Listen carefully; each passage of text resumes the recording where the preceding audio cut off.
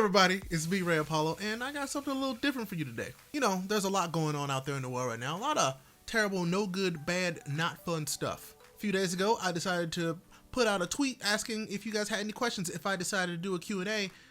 I was thinking about doing it, and then I decided to actually do it because some of the questions I got were, interesting. So, here we go. First question I got was from my boy Rushosaurus. Love that name, by the way. Would Shazam and Thor be good friends? I think so. I would think that Billy would think that Thor was cool as heck, and then Thor would think that he was funny, and then when he turned into Shazam, Thor would be like, but you were such a tiny little boy, and now you're a big boy. Phrasing. I think they would get along. After, of course, they tussle. They would fight. Phrasing! Because Billy's a child, and Thor's a child of heart and brain. So they would probably fight first, then they would become really good friends, and it would be hilarious and heartwarming. Yes. Good question. I like that. Next question I got from Sam Chan, Sam the Manga Man. I love that guy. What is your dream convention you would like to go to once in your life as a special guest or press? As a guest, I think I would love to go to San Diego Comic-Con. Like, I would love to be a guest there. Like, I feel like that would be one of the coolest freaking things. I would love to sign autographs for y'all, because why not? But I guess I gotta make something real cool before I can make that happen. Right? Yeah. Let's see, as press, I think I want to go to, what is it? D23, the Disney convention, where they do all the Star Wars and Marvel stuff. That's where I want to go as press. Absolutely. I think that'd be cool. Correct me if I'm wrong. I don't remember the names of them, so below, let me know. Let's see. And then Kitty asked, why have you put me in the box for so long? Listen, there needs to be context in this, because normal people have no idea what that means. So on Twitch, twitch.tv/RayApollo, you can watch my stream, and we streamed Pokemon for a long time, and I was naming Pokemon after viewers in the chat. Kitty happened to be one of those viewers, and she was also a Pokemon that wasn't very good, and so I put her in the box to never see again. Sorry, Kitty. And then we got a few from Vash over at Anime Lately. Shout out to Anime Lately, by the way. If you haven't watched any of those videos, you should. He wants to know why Iron Man 3 is good. Listen, in my humble opinion, as a comic book fan and enjoys comic book movies, Iron Man 3 isn't a bad movie. It was just very different. It was much more of the Tony Stark story, and that's why I think I liked it so much, because it was Tony Stark dealing with some of his traumas and also trying to help people at the same time. And if you've ever been a person who's had some sort of trauma or has had a depression or an anxiety of some sort, you know how hard it is to be you, but then also have to help other people. That's really difficult. And I thought that movie kind of did a pretty good job of showing that as a fake person, as a fake character in Tony Stark, and I liked it.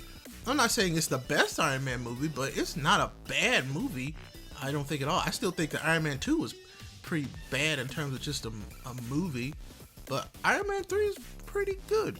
So thanks for asking that question. I appreciate it. Vash also then asked, so Vash had, 3 questions, and I'm going to answer 2 of them, seriously. Then he asked, rom-com or thriller stories? That's hard, because I'm not really, if I'm ever going to pick like a movie to watch, I'm never going to pick a rom-com, mostly just because that's not my style. Thrillers are and can be fun, but I'll watch a rom-com. I'm not saying I won't. I think one of my wife and I, one of our favorite movies is The Proposal, and so it works. I mean, but it's also got Sandra Bullock and Ryan Reynolds. How could you hate that?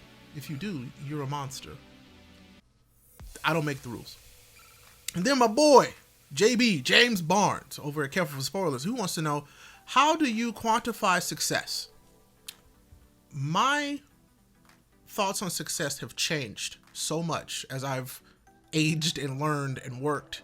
It used to be, the simple stuff, monetary stuff, the money you make, the cars you drive, how big is your house? That's because that's the surface stuff that you see and you're told. younger, at least when I was.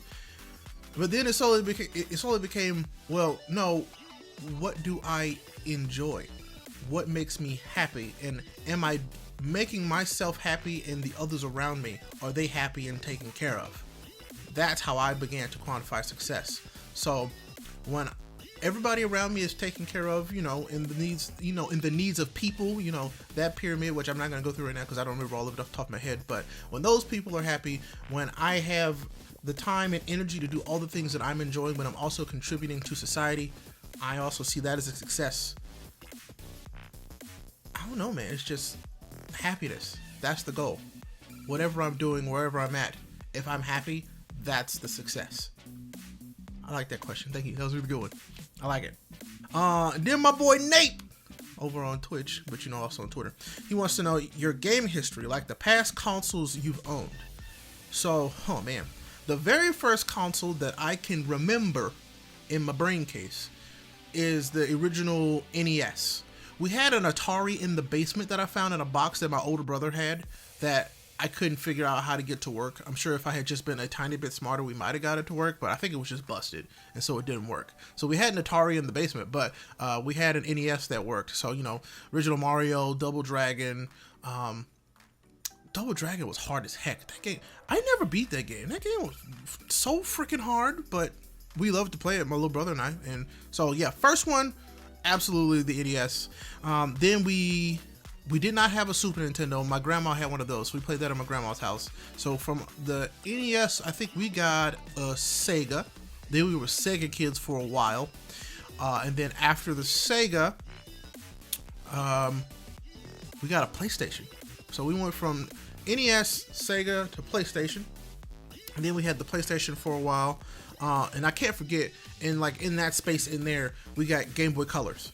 The Game Boy Color, I still think to this day, is what really shaped me as a video gamer. As a person who likes video games, the Game Boy Color truly did make that difference for me. I took that thing everywhere. I played so many different games on it. Pokemon was a real big piece of my gaming history. I loved Pokemon. Pokemon Red was my jam. I'll never forget. So my parents bought our Pokemon games secondhand. And I got a copy that but I didn't know what that meant or what that was when I was a kid. So, you know how normally when you start up a new Pokemon game, it just says new game.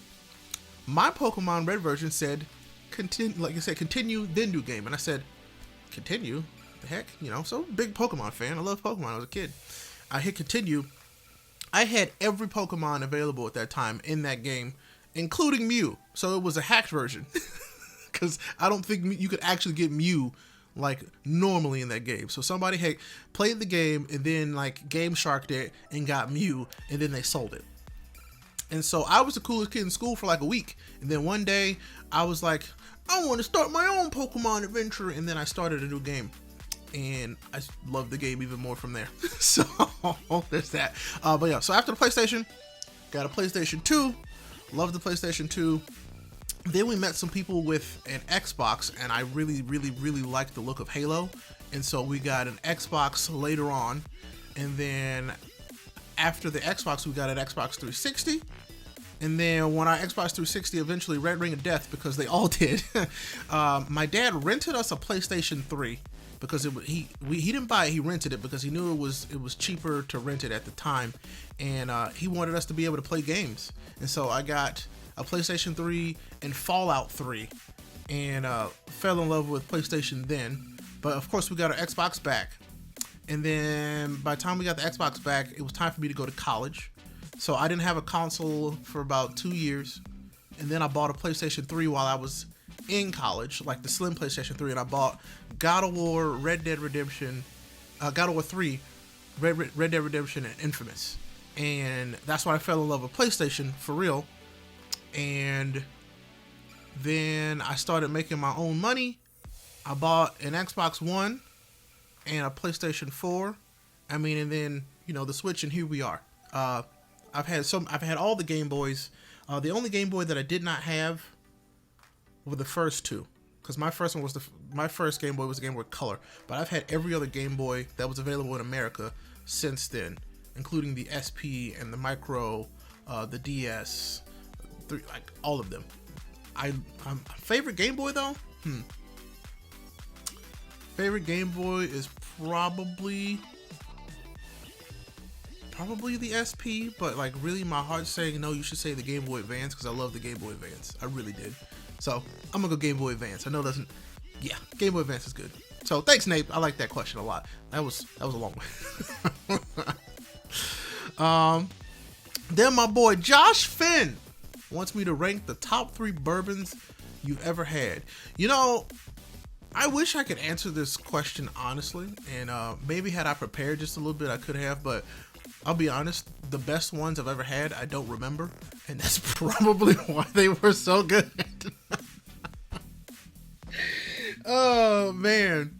So if I'm thinking about it, I mean, the only one I can give you off the top of my head is Bullet, and that's because that's the one that's like the most affordable and readily available to me. I like Bullet a lot, but I also haven't been buying a lot of bourbon recently. So yes, I'm sure if you ask me this question again later, if I've thought about it, I'll give you like 5. But that's the one for now. Sorry, Josh, but yeah, there it is. Alcohol. Oh, that's right. And then we've got Legendary Vash's last question: Dragon Ball GT or Boku no Pico? What?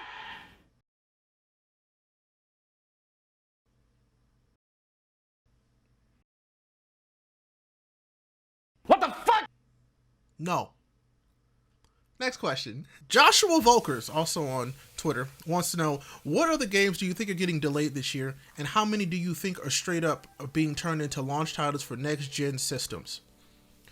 I like this question too. I feel like any game that was coming out between April and August, probably delayed. I mean, unless they were like ready a month ago, I don't think they're coming out potentially this year.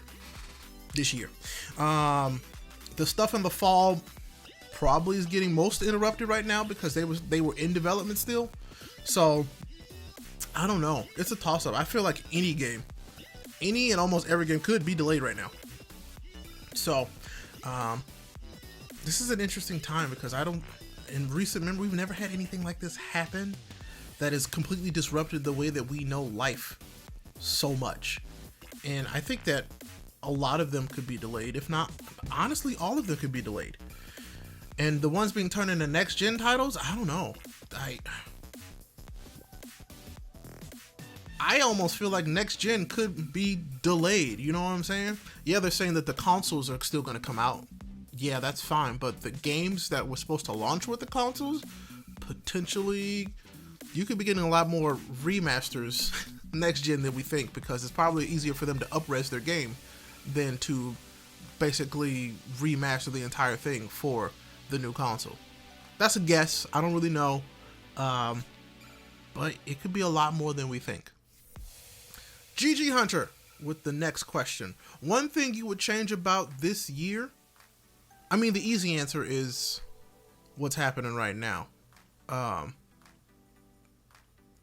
But one thing I would change about this year is the way that people have responded and are reacting to all of this. I wish people cared about people more, if that makes sense. I feel like if that was one thing I would change, that would be it. If I would change the way people responded to this and wanted to help people rather than just talk to talk or yell to yell. I'd want people to care more, I think is what it is. To give a more detailed answer. Yeah, that's it. So thanks for that. I appreciate it. 2 questions left. And they're my 2 favorite questions. So my boy Aaron goes, why do you constantly disrespect Too Human? Okay, listen, let me tell you a story. On the 360, I had a friend of mine, a friend named Austin. If he ever watches this, what's up? I haven't talked to you in years. I hope you're doing well. We played Too Human, and we had a good time. It's just that, unfortunately, Too Human is a very forgettable experience. It's a game that, in the moment, was fun. But I don't think that I could ever enjoy that game right now. Maybe if they did a newer version. I mean, I'm sure games...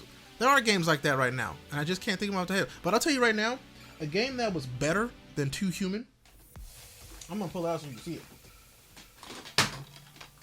This bad boy right here. Kingdoms of Amalur Reckoning was a much better game. And everybody should have played this instead.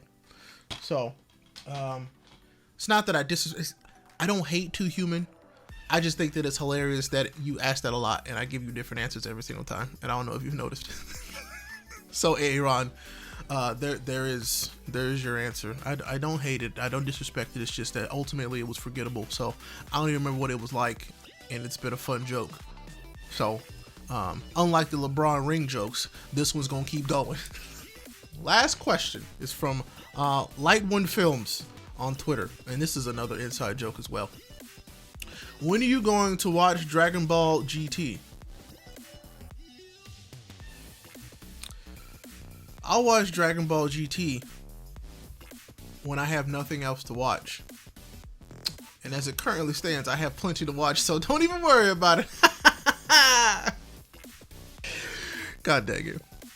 Well, hey, thank you all so much for submitting your questions. I really appreciate it. I actually like this. This gave me a chance to think about some stuff I hadn't thought about in a while and give different thoughts to things that I had been thinking about. So thank you very much for everybody who asked a question. And I would love to do this again in the future. If you want to see more like this, or if you like this, hit this video with a like. I'd really appreciate it. If you haven't subscribed to the channel, what are you doing? I mean, I'm not going to make you subscribe. I can't do that. But, you know, I'd appreciate it if you did. So, hey, everybody stay safe.